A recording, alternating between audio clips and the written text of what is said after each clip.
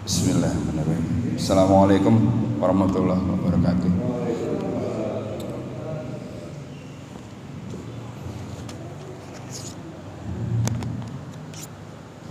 Alhamdulillahirabbil alamin wassalatu wassalamu ala asyrafil anbiya'i wal mursalin wa ala alihi washabbihi ajmain. Amma ba'du. Segala puji dan syukur kita panjatkan kehadirat Allah Subhanahu wa taala atas segala nikmat dan karunia-Nya, yaitu nikmat iman, nikmat Islam dan nikmat kesehatan, sehingga kita dapat berkumpul kembali di sini untuk mengerjakan salah satu kewajiban kita, salat subuh berjamaah. Lalu kita sambung dengan kultum. Gak lupa kita ucapkan salawat dan salam kepada junjungan kita Nabi besar Muhammad SAW serta keluarga dan sahabatnya yang insya Allah akan sampai pada kita, dan pada yaumil akhir nanti kita termasuk umatnya yang akan mendapatkan syafaatnya. Amin, amin. Yang akan saya share di sini adalah menyambut Ramadan. Kita harus tahu waktu berdoa yang paling mustajab di bulan Ramadan. Allah berfirman pada surat Al-Asr, A'udzubillahi minasyaitonirrajim, bismillahirrahmanirrahim. Wal 'asri innal insana lafi khusr illa alladziina aamanu wa 'amilus shaalihati wa tawassaw bil haqqi wa tawassaw bis sabr. Bahwasanya Allah bersumpah demi waktu, sungguhnya manusia ada dalam kerugian kecuali orang yang beriman dan mengerjakan kebajikan dan saling menasihati dalam kebenaran dan kesabaran. Jadi sangat pentingnya waktu dalam kehidupan kita. Itu kita lihat, kita habiskan berapa banyak dari seluruh waktu hidup kita. Kalau kita paro nih, yang kita lakukan kebaikan itu berapa persen, yang kita lakukan ketidakbaikan itu, keburukan itu berapa persen.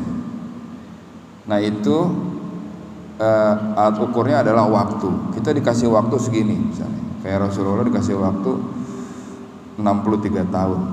Ada yang dikasih waktu 70 tahun, ada yang dikasih waktu 80 tahun, bahkan 100 tahun. Kita bisa lihat berapa persen waktu yang kita habiskan, ya kan, untuk kebaikan atau untuk selain kebaikan. Untuk itu pergunakanlah waktu yang masih diberikan Allah untuk memaksimalkan kebaikan, yang salah satunya untuk beribadah kepada Allah, yaitu dengan cara berdoa. Jadi kita mau lihat, kita masih dikasihkan waktu, masih dikasihkan kesehatan, masih dikasihkan kemampuan untuk memanjatkan doa. Nah, sudah maksimalkah kita untuk berdoa? Ya kan? Nah, jadi seperti kita pahami di surat Al-Baqarah ayatnya 186, saya bacakan terjemahannya ya. A'udzubillahi minasyaitonirrajim. Dan apabila hamba-hambaku bertanya kepadamu tentang aku, ini kepada Muhammad ya, Nabi Muhammad, maka jawablah bahwasanya aku adalah dekat.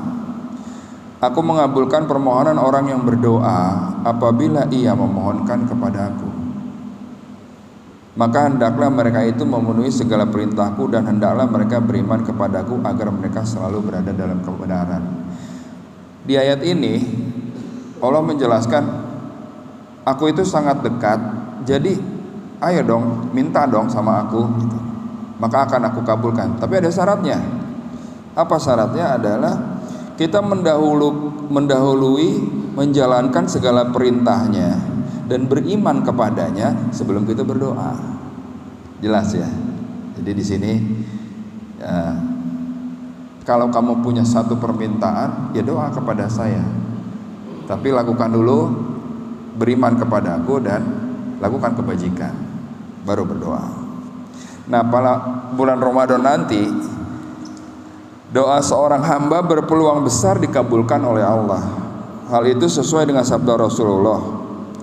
Sesungguhnya Allah membebaskan beberapa orang pada setiap hari dan malam Ramadan.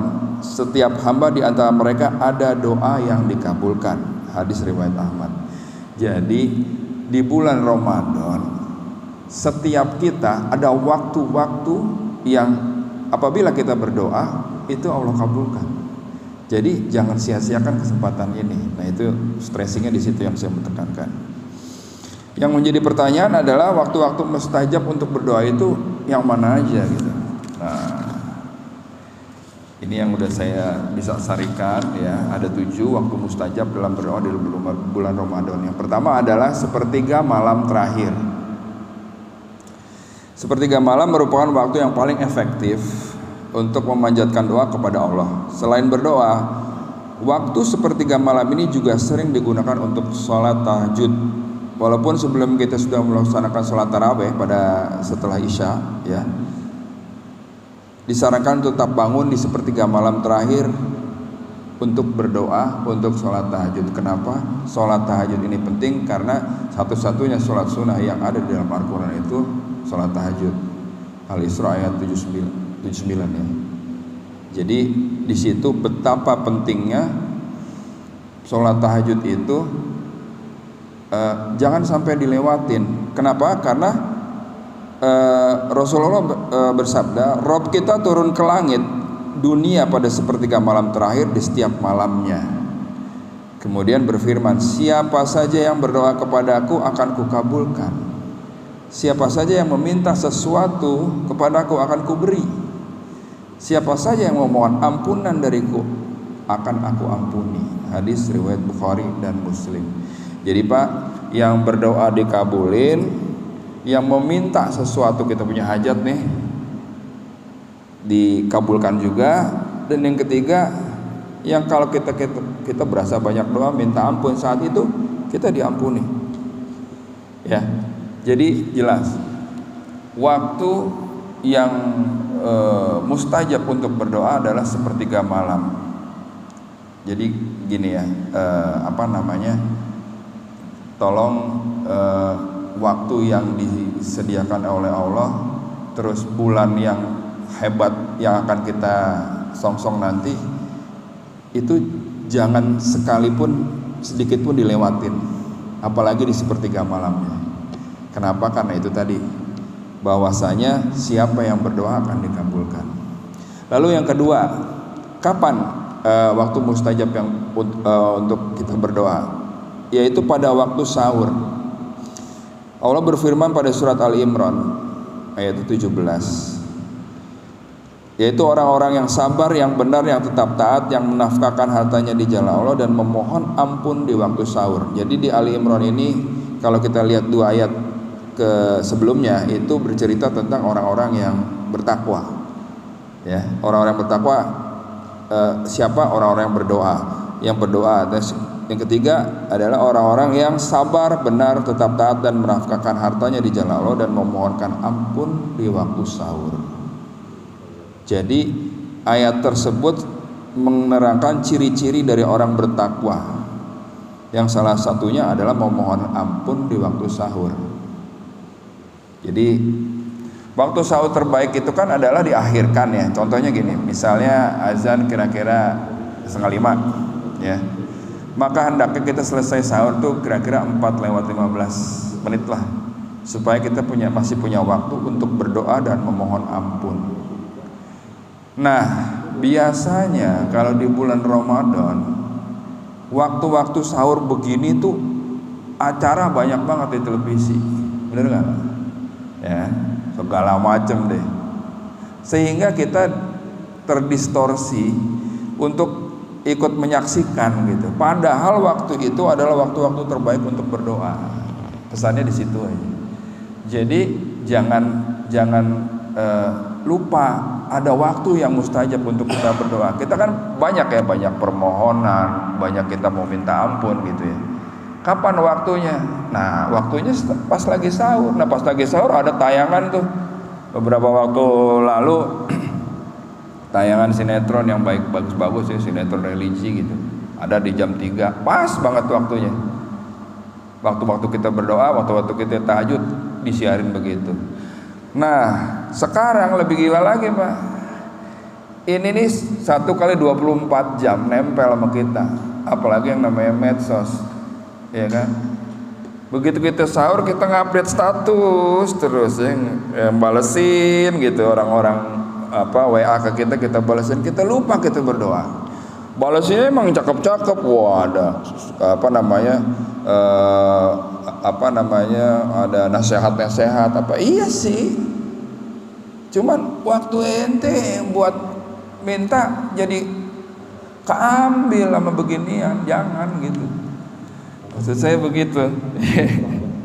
Ya kan? Jadi banyak tuh gangguan tuh, dia emang begitu. Gitu loh ya, makin banyak itu. Memang kan kita tahu ya, bulan Ramadan masuk, ya kan, pintu neraka dikunci, ya, setan dibelenggu gitu kan. Tetap aja ada gangguan mah. Kan begitu. Nah, mensikapinya seperti apa? Kalau kita tahu waktu-waktu yang mustajab untuk berdoa, kita nggak bakal mensia-siakan itu. Itu baru berdoa apa? Banyak kegiatan lain. Contoh, baca Quran, ya kan? Terus udah gitu sholat, banyak banget Pak. Makanya jangan kita sia-siakan gitu. Lalu waktu yang ketiga, tadi kan sepertiga malam terakhir sama waktu sahur. Yang ketiga adalah kapan waktunya? Sepanjang kita berpuasa. Nih, sepanjang berpuasa di bulan Ramadan juga merupakan waktu yang mustajab dikabulkannya doa-doa. Jadi jangan lupa untuk selalu panjatkan doa di setiap 5 waktu kita kerjakan sholat. Ya kan? Karena setiap doa yang dipanjatkan akan didengar dan dikabulkan oleh Allah, sebagaimana dalam sabda Rasulullah, ada 3 golongan yang doa mereka tidak ditolak. Pertama, ya, orang yang berpuasa hingga ia berbuka. 2, imam yang adil. Dan 3, orang yang terzolimi. Hadis riwayat Tirmizi. 3 apa ya? Doa orang yang enggak ditolak sama Allah. Pertama, orang lagi puasa sampai dia berbuka, imam yang adil, dan 2 orang terzolimi. Jelas ya? Ini sepanjang berpuasa nih. Jadi dari mulai subuh nyampe maghrib kita berdoa. Nah itu waktu yang mustajab. Ya kan kalau kayak begini kan datang setahun sekali kan, cakep banget Pak. Kalau kita memanfaatkan dengan maksimal, bener kan? Ya enggak? Jadi nggak ada waktu yang kita buang gitu. Kita tadarus, kita kaji Quran misalnya gitu. Kita berdoa juga gitu. Nah waktu yang keempat, setelah tadi sepanjang kita berpuasa kita doanya diijabah. Yang keempat adalah menjelang berbuka. Nah ini menjelang berbuka puasa seringkali diisi dengan ngabuburit. Ngabuburit itu kegiatan menunggu waktu berbuka puasa ya. Istilahnya dari masyarakat Sunda tuh, ngabuburit, nungguin beduk gitu kan. Namun kebanyakan kegiatan tersebut banyak diisi dengan kegiatan yang kurang bermanfaat, ya kan? Jadi keliling-keliling, cari bukaan, nggak salah sih, cuman sayang gitu kan. Kalau kita lakukan itu sampai tiba azan maghrib. Jadi hendaknya kita cari kegiatan yang bermanfaat sambil menunggu azan maghrib, salah satunya berdoa. Jadi yang pernah saya lakukan adalah, saya kan kalau bulan Ramadan jualan di bazar Ramadan. Selesai kagak selesai, 5:30 tutup. Balik ke rumah, di rumah sudah ada ya bukaan secukupnya, duduk di meja, kumpul sama keluarga, mulai berdoa sampai datangnya itu azan. Kenapa? Momen tersebut adalah momen-momen yang doa kita tuh diijabah sama Allah gitu.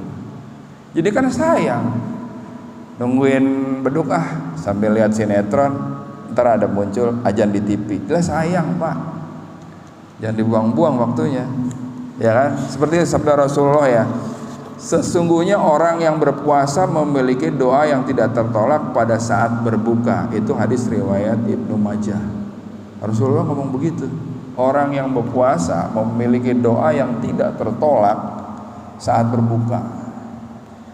Jadi sangat sayang sekali kalau dilewatkan. Jangan-jangan waktu yang mustajab ini terganggu dengan kegiatan lain, misalnya acara TV, medsos, ya kan, ngobrol. Sayang Pak. Jadi kalau boleh nih, misalnya buka jam 6:05, jam 6 gitu di depan meja nih, tempat buka, kita doa di satu-satu. Apa aja hajat kita minta. Ya Allah mohon ampun ya Allah, mungkin puasanya kagak sempurna, tapi tolong pahalanya jangan kurangin. Kan bisa begitu, ya kan? Ya Allah, saya belum pernah hatam Quran nih, ya Allah tolong dilancarkan baca Quran. Bisa kita minta seperti itu. Minta yang buat kebaikan yang membuat iman kita bertambah kuat, gitu lah. Hajat minta boleh, nggak salah. Cuman sayang. Nah ini kualitas dari permintaannya, kualitas dari berdoa. Berdoa yang baik itu tadi, berdoa supaya kita lebih baik lagi dalam beribadah. Karena jelas kita diciptakan di dunia ini hanya untuk beribadah kepada Allah. Nah kita biasanya tuh bulan Ramadan harusnya kan banyak muhasabah, Pak. Udah sampai mana sih kualitas Ramadan kita? Pertama, tahun lalu kita cuma dapat puasa doang, ya kan, nahan lapar haus. Tahun berikutnya kita dapat puasa tapi plus tadarus, alhamdulillah lebih baik. Tahun berikutnya udah tadarus, ya kan, sholatnya tarawih iya, tahajud iya, gitu kan. Tahun berikutnya tambah lagi sama sedekah yang pol-polan misalnya gitu. Jadi dari tahun ke tahun kita bertambah gitu. Apa yang kita lakukan di jalan Allah itu lebih kuat lagi, lebih banyak lagi, iman kita lebih kuat, ya kan? Kualitas keimanan kita juga lebih hebat, lebih bagus. Jadi tentunya kita berjalan beriringan dengan kemajuan zaman. Yang begini-begini ini kalau kita anggap sebagai distorsi bisa, tapi kita anggap sebagai sarana untuk cari ilmu juga bisa. Maka kalau boleh saya saran, berbijak-bijaklah Anda menggunakan medsos atau kemudahan-kemudahan untuk sarana meningkatkan iman kita. Oke, itu yang keempat, saat berbuka. Yang kelima adalah di antara azan dan iqamah. Berdoalah di antara waktu azan dan iqamah karena waktu tersebut adalah waktu yang mustajab terkabulnya doa. Di waktu itu Allah mendengar semua doa kita. Nah, biasanya kan antara azan sama iqamah kita diem aja nungguin. Sayang Pak, berdoa. Jadi di masjid ini hampir semuanya begitu selesai azan, wah doa semuanya. Alhamdulillah di masjid ini nih saya lihat nih cakep, ya kan? Rasulullah bersabda, doa di antara azan dan iqamah tidak tertolak. Itu hadis riwayat Abu Daud, Tirmizi dan Ahmad. Hadisnya sahih. Ya. Kalau di antara azan dan iqamah di waktu biasa di luar bulan Ramadan aja nggak tertolak, istilahnya ya tidak tertolak, dikabulin, apalagi di bulan Ramadan. Jadi sangat sayang. Ketika dengar azan kita sautin, selesai azan kita doa, terus kita ikut sholat, ya kan? Seperti kita tahu, amalan di bulan Ramadan itu yang sunnah dibalasnya wajib, gitu. Yang wajib dilipat gandakan, kan gitu ya. Yang kita tahu. Sayang kalau kita tahu kayak begitu kita nggak pakai. Oke. Selanjutnya yang keenam adalah pada hari Jumat, Pak. Nah ini Pak, penting nih. Hari Jumat merupakan hari yang sangat istimewa bagi umat Islam, terlebih lagi di bulan Ramadan. Hari Jumat termasuk waktu berdoa yang mustajab, di mana segala doa yang dipanjatkan itu dikabulkan. Dalam hadis yang diriwayatkan Imam Ahmad juga menjelaskan waktu doa yang mustajab di hari Jumat adalah setelah asar. Jadi Rasulullah bersabda, pada hari Jumat terdapat suatu waktu di mana jika ada seorang hamba muslim yang memanjatkan doa kepada Allah bertepatan dengan waktu tersebut, Allah akan memberi apa yang dia minta. Kapan waktu itu? Waktu itu adalah setelah asar. Hadis riwayat Ahmad. Jadi dianjurkan untuk menyelesaikan dan meninggalkan segala aktivitas saat menjelang waktu maghrib tiba untuk berdoa dan memohon ampun kepada Allah Subhanahu wa taala atas segala dosa dan perbuatan yang telah dilakukan sebelumnya. Setelah asar nyampe maghrib. Coba kita bayangin Pak. hari Jumat habis asar bulan Ramadan lagi puasa. Lah, kebuka itu kagak ada hijab lagi, ya kan? Minta apa juga dikabulin. Jadi tolong dicari itu waktu. Hari Jumat habis asar.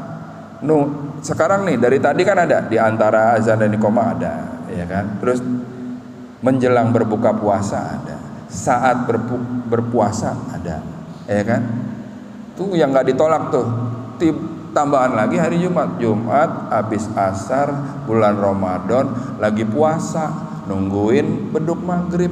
Nah, doa apa juga minta, Allah kan kasih sesuai dengan yang dibutuhkan menurut Allah, kan gitu kan. Kan kita dicariin yang terbaik. Lo minta yang ini nggak baik buat lo, nih gue kasih ini. Nah, gitu kan. Ya kita terima. Yang kita beriman, ya nggak.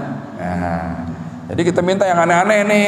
Minta apa? Kalau saya kasih kaya, Anda sekarang itu mabal nih, nggak ibadah lagi.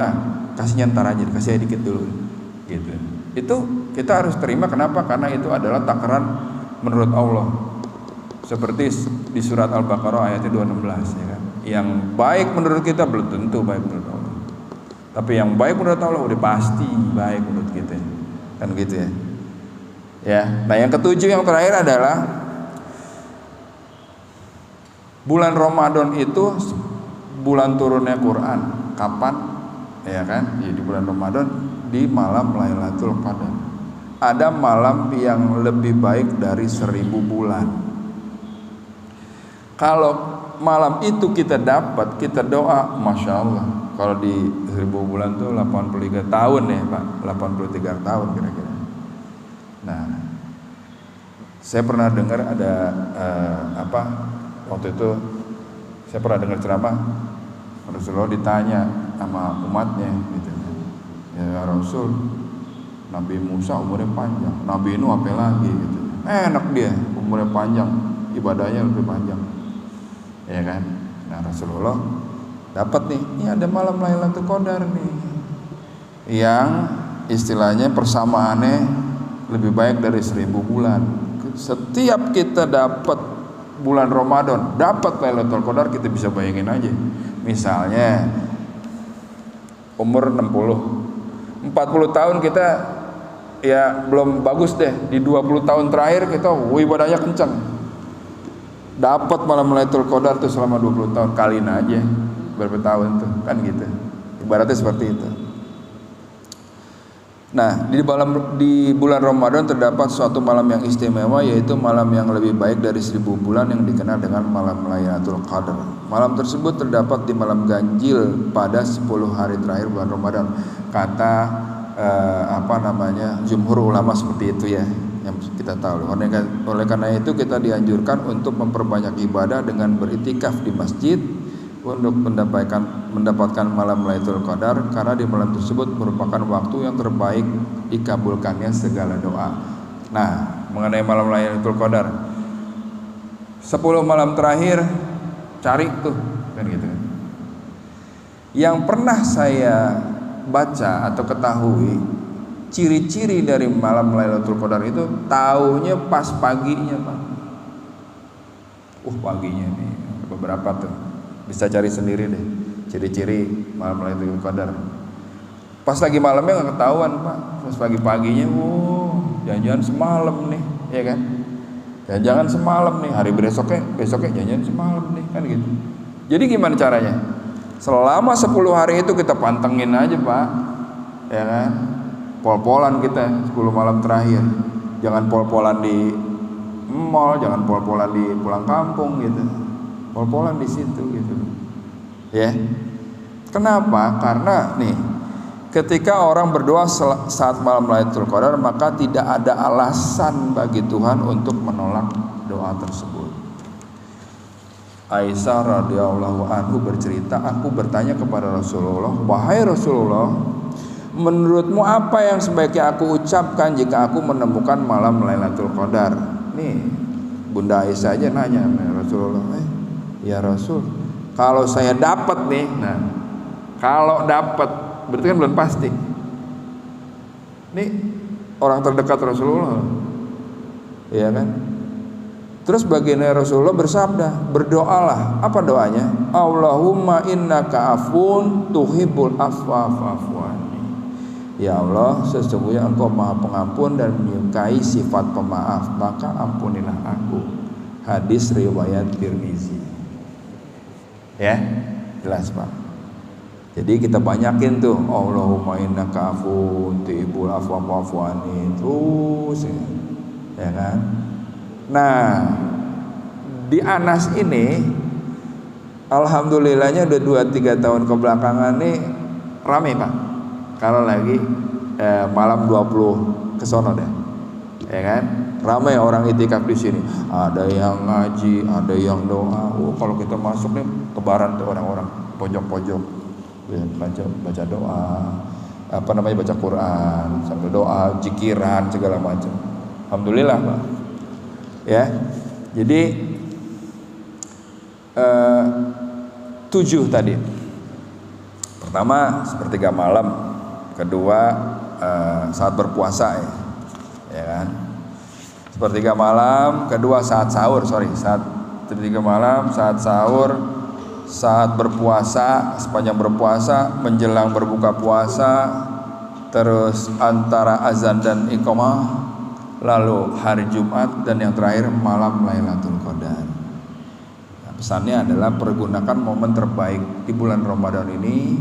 Jangan sekali-sekali sia-siakan waktu terbaik yang diberikan oleh Allah. Kenapa? Karena bulan yang hanya datang 1 tahun sekali ini sangat sayang untuk dilewatkan. Jadi kita harus dengan memaksimalkan ibadah kita untuk meraih rahmat, ampunan, dan insya Allah kalau kita pol-polan di bulan Ramadan, baik itu ibadah apapun, ya kan? Selesai bulan Ramadan kita menjadi insan yang lebih bersih, lebih baik dari sebelumnya. Kira-kira begitu Pak.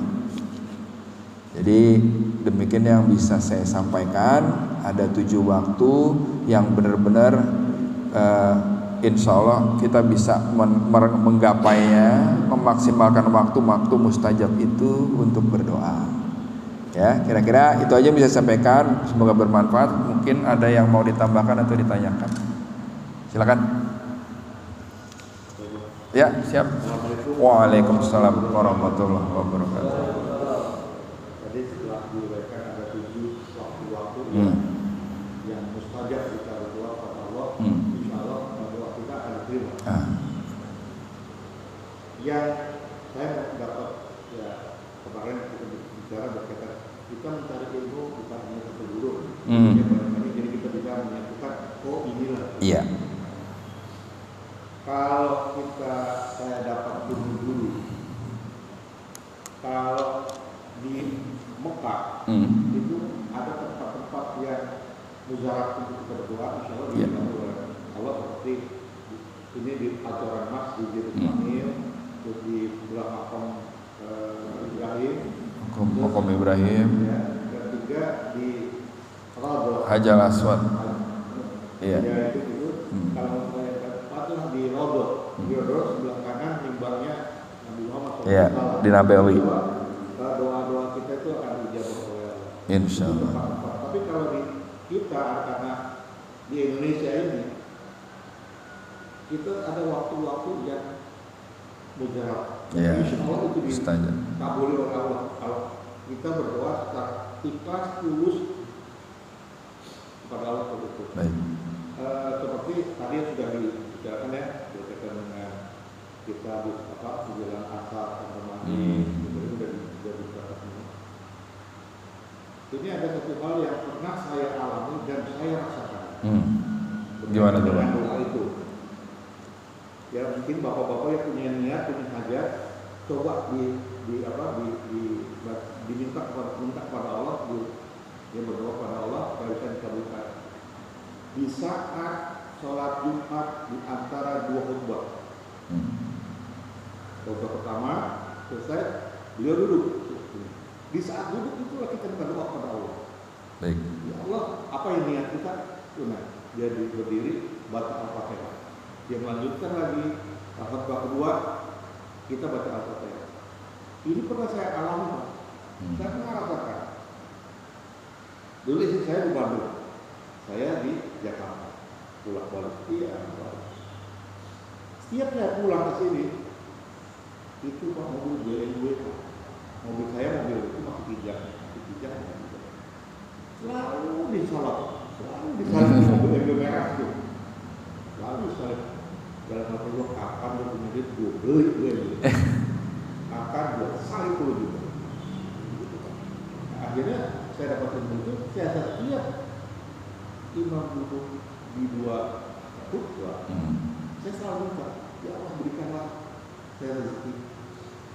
Saya ingin punya mobil BMW. Dites ya. Saya bilang, ya alhamdulillah, Allah itu mendengar. Saya kasih mobil BMW. Alhamdulillah. BMW.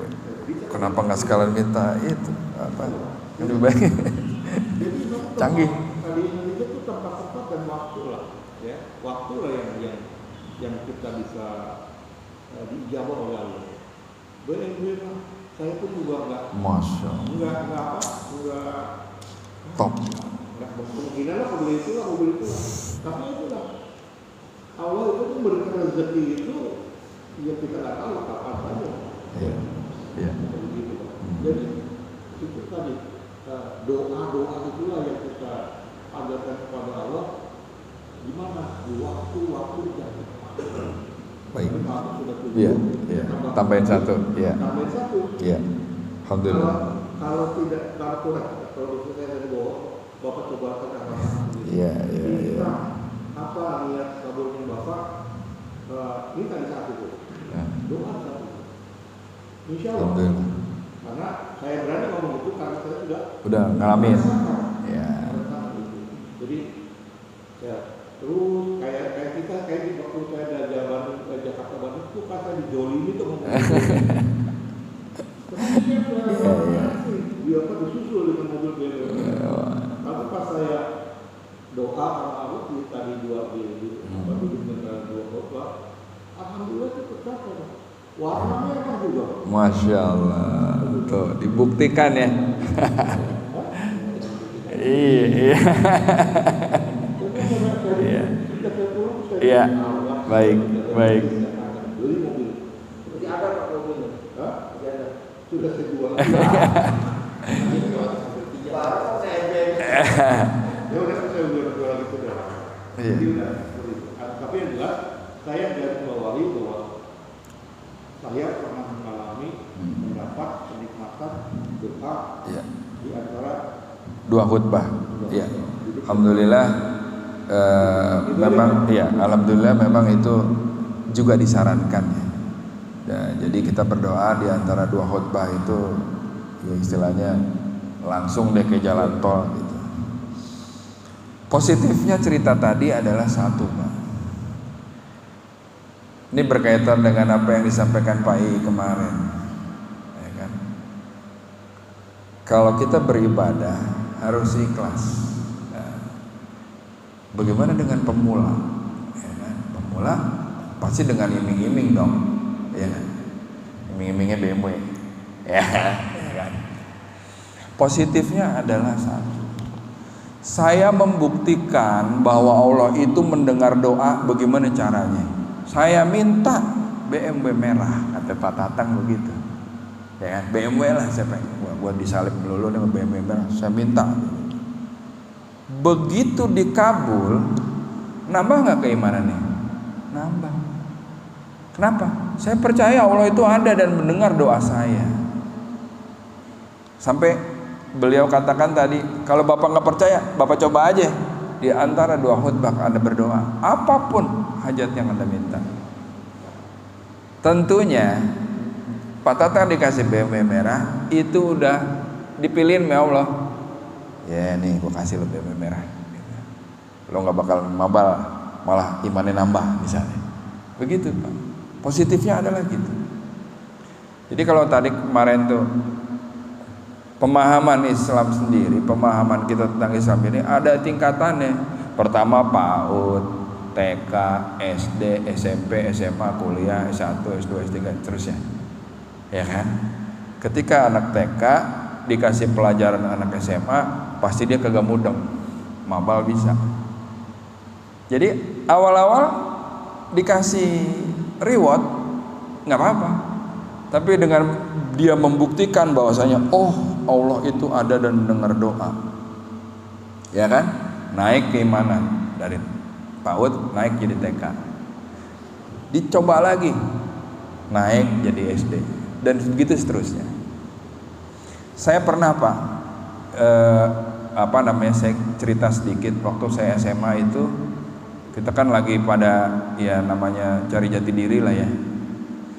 Saya tuh dengar ceramah, kalau kamu punya satu permintaan, kamu doa di saat malam, katakanlah tahajud ya. Pokoknya kamu doa yang benar-benar mudah pembuktiannya. Niscaya kamu akan tahu Allah itu ada apa enggak, mendengar apa enggak doa kita.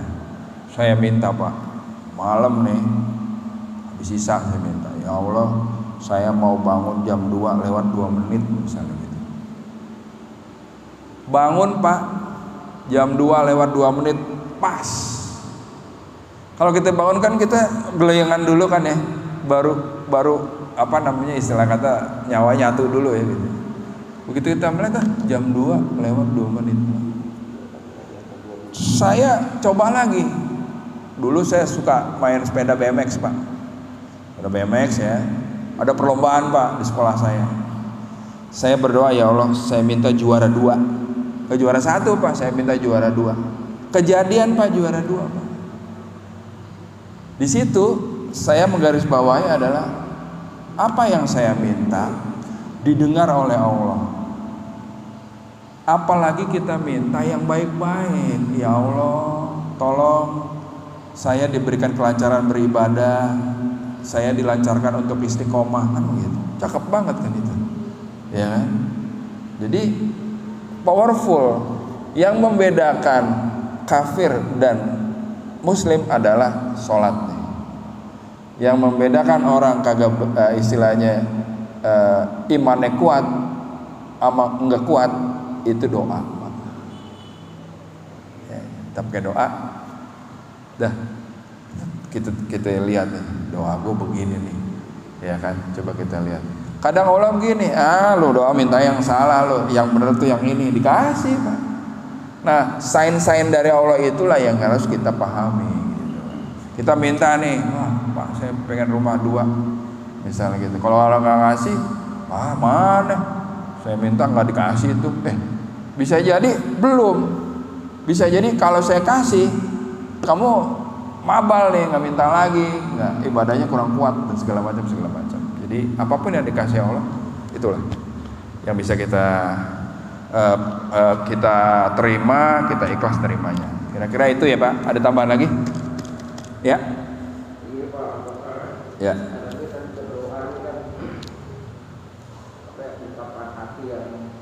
Iya. Iya. Iya.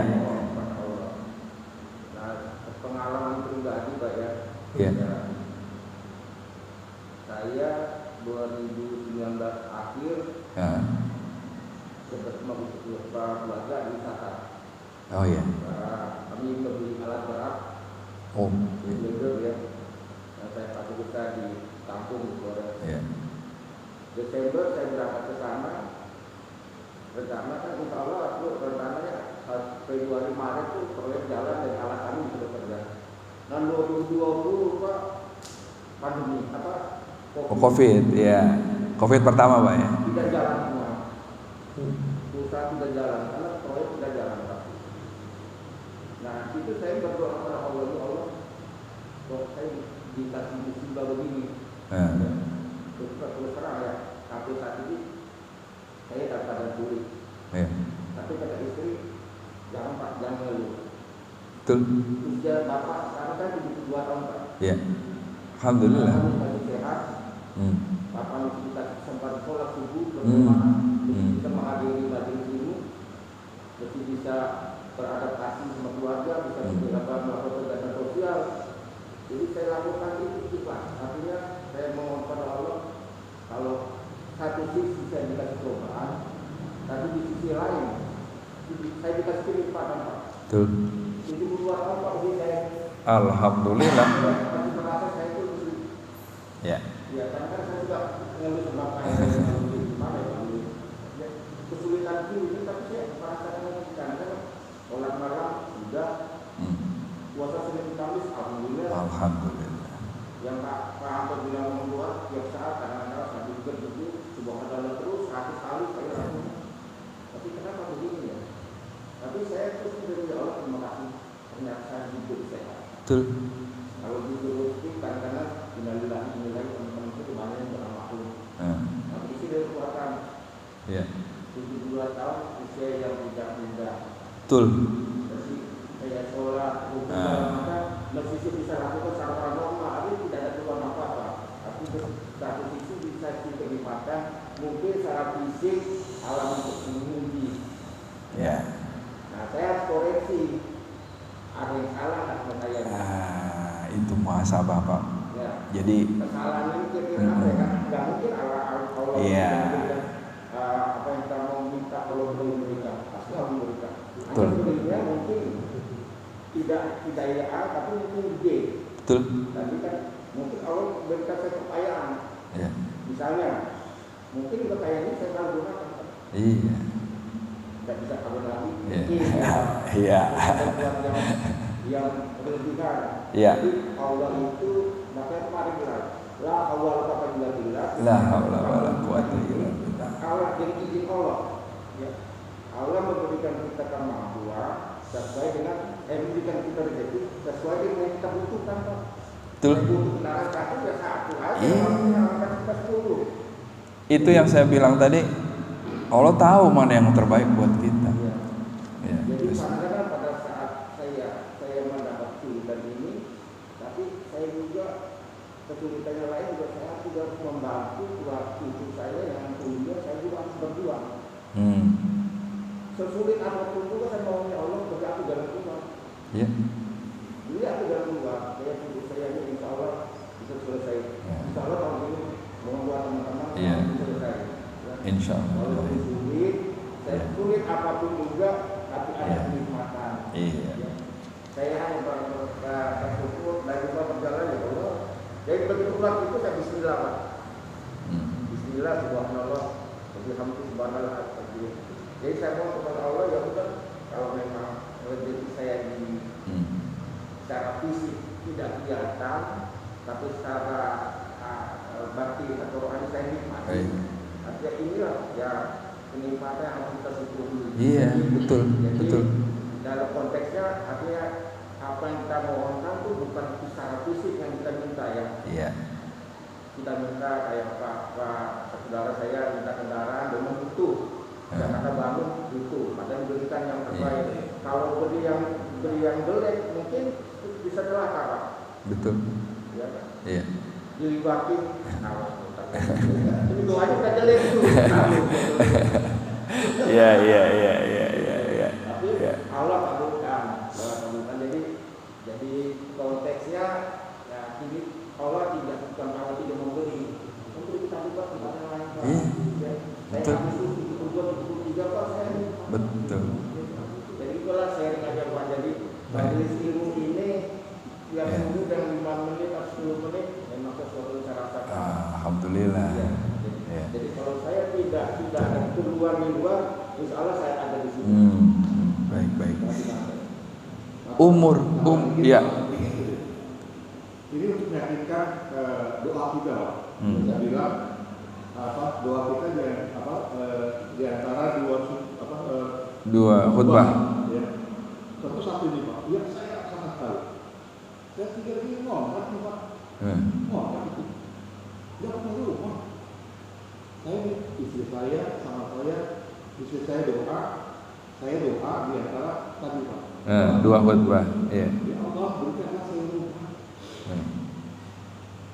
Alhamdulillah. Dapat deh. Alhamdulillah. Jadi kita harus yakin betul-betul bahwa doa itu akan dijawab oleh Allah. Iya. Terutama Baik. kan Pak di antara Dua khutbah. dua khutbah. Bapak coba kan yakin nih kan. Iya. Insya Allah apa yang kita mau Allah pasti memberi. Masya Allah. Saya nggak punya Oke. Ya. Ya, alhamdulillah itu untuk menambah keyakinan kita. Betul, Pak. Bapak-bapak Betul. berbuatnya, kan? Betul. Itu aja, Pak. Ya. Tadi saya tanggapi sedikit, umur 72 tahun. 72 ya, Pak? Kurangin 63 berapa tahun, Pak? Dikurangin 63 berapa tahun? 9 tahun ya kan?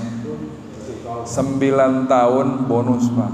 Rasulullah umurnya 63. Kita dikasih 72. Alhamdulillah, Pak.